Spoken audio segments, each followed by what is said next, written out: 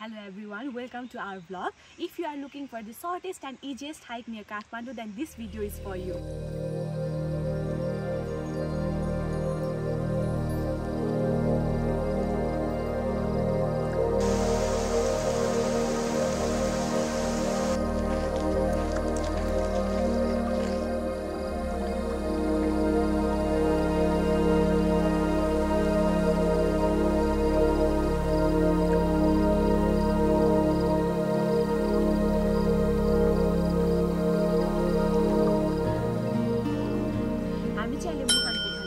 Signboard अनुसार चाहिँ मुहान पोखरीबाट विष्णुद्वारसम्म पुग्नको लागि चाहिँ 1 hour 30 minutes लाग्ने रहेछ।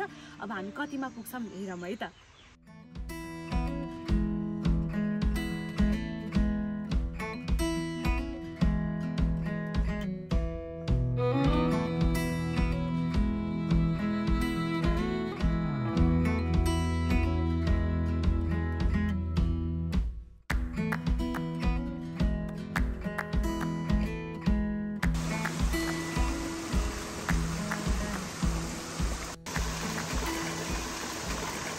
हजुर विष्णुद्वार आउन चाहनुहुन्छ भने चाहिँ गाडी चाहिँ चाबलगढ रत्न पार्कबाट लाग्छ। गाडीले चाहिँ हजुरहरूलाई तल बुढानीलकण्ठ मन्दिरसम्म मात्रै लिएर आउँछ। त्यहाँबाट चाहिँ 30 मिनट हाइक गरेर माथि राष्ट्रिय कुण्डको बेससम्म आउनुपर्ने हुन्छ। यदि बाइकहरू नै लिएर आउन चाहनुहुन्छ भने चाहिँ टिकट काट्नुपर्ने हुन्छ हजुरहरूले। 150 पर्छ बाइकको चाहिँ, अनि पर पर्सन चाहिँ 100 रुपियाँ मात्रै पर्छ। त्यसपछि बाटो चाहिँ अफ रोड छ। बाइकहरू ल्याउनको लागि हो भने चाहिँ अफ रोड छ, नभए मान्छे हिँड्नको लागि बिगिनर्सहरूको लागि चाहिँ एकदमै बिगिनर फ्रेन्डली नै हो यो हाइक।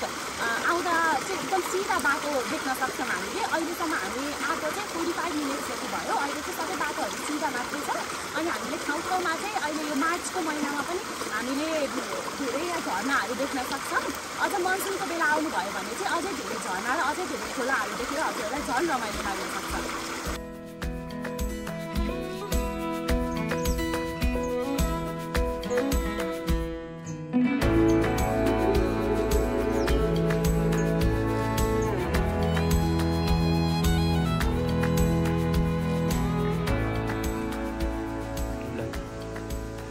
केटाकेटी हो back to YouTube after 2 years, 2.5 वर्ष होला अरे होइन, 2.5 वर्ष। अब अहिले चाहिँ हामी विष्णुद्वारको बाटोमा आउँदै थियौँ। अहिले चाहिँ अब विष्णुद्वार जङ्सनमा आइपुग्न आँट्यौँ। अघि 1.5 घन्टामा आइपुगिन्छ भनेको थियो तल हाम्रो मन्जिता दिदीले। तर अहिले बिस्तारै हिँड्दै आउँदाखेरि चाहिँ सोतो बाटोसम्मको आनन्दले, मजाले गाडी हिँड्ने बाटो, बाइक हिँड्ने बाटो आनन्दले नै हामी 1.5 घन्टामा चाहिँ यो जङ्सन, विष्णुद्वार जङ्सन भन्ने ठाउँसम्म चाहिँ आइपुग्यौँ। अब यहाँबाट चाहिँ भर्याङको बाटो सुरु हुन्छ। अब चाहिँ अलिकति के भन्ने, उकालो। अब चाहिँ अहिलेसम्मकै उकालो चढ्नुपर्छ। अहिलेलाई त्यति पनि छैन होला माथि। अब लेट्स सी।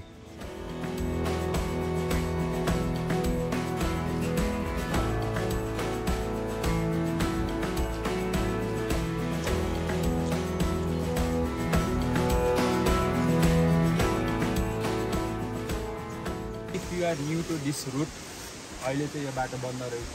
अनि त्यहाँ ढुङ्गामा हरियो कलर लगाएको देखिन्छ भनेदेखि चाहिँ त्यो पोजिसनबाट चाहिँ ठ्याक्क एउटा गुफा जस्तो देखिन्छ। गुफा जस्तो देखेकोले कारणले नै गर्दाखेरि विष्णुद्वार भनेको होला, द्वार जस्तो, ठ्याक्क द्वार जस्तो बनेकोले गर्दा विष्णुद्वार भनेको होला। अब त्यहाँबाट पनि अलिकति माथि गयो भने चाहिँ विष्णुपादुका मन्दिर छ। अब हामी नयाँ बाटो हुँदै यताबाट घुमेर माथि भर्याङबाट तल झर्नुपर्ने होला। नयाँ बाटो एक्सप्लोर पनि गर्छौँ, अनि त्यहाँ विष्णुपादुका मन्दिर पनि आउँछौँ।